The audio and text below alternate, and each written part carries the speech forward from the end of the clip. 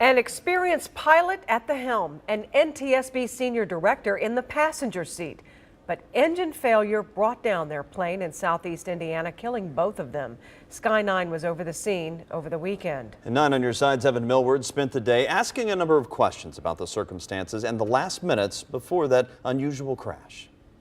Both Paul Sciutta and Lou Cantilena were members of the Civil Air Patrol.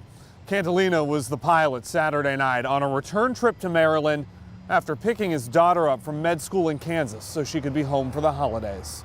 As investigators continue to gather clues, we're hearing reaction from hundreds of miles away. It's really a tragedy. Dr. Cantilena taught for decades at the Uniformed Services University for Health Sciences. Its president calling him an international authority on pharmacology and toxicology. He often also worked at Walter Reed. His daughter Amy was following in his footsteps, a PhD student at the University of Kansas. Wonderful, loving family, very thoughtful. Their friend Paul Sciutta, also a passenger. He was the director of the NTSB Training Center. Think about that. He likely knew some of the people now investigating the circumstances of his death. Both men experienced pilots. So what happened in those final moments? We ask our own pilot. Mark Lewis, and I fly Chopper 9. The Civil Air Patrol says it was engine failure. I'd say in general, no. Engine failure does not necessarily mean it's a death sentence. But we don't know the circumstances. We just know it was dark and these guys weren't from around here.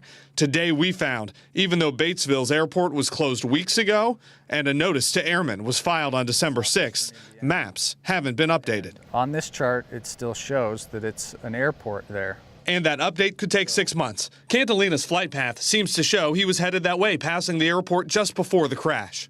It's definitely, we need to make a decision now mode. Lewis, a former instructor, says experience may not have helped here. A lot of it you can't teach. Would it have mattered if Batesville's airport was still open? There's no way to know. This is a case, as Chopper 9 pilot Mark said, that just goes to prove it can happen to anyone, regardless of experience level. In the East End, I'm Evan Millward, 9 on your side.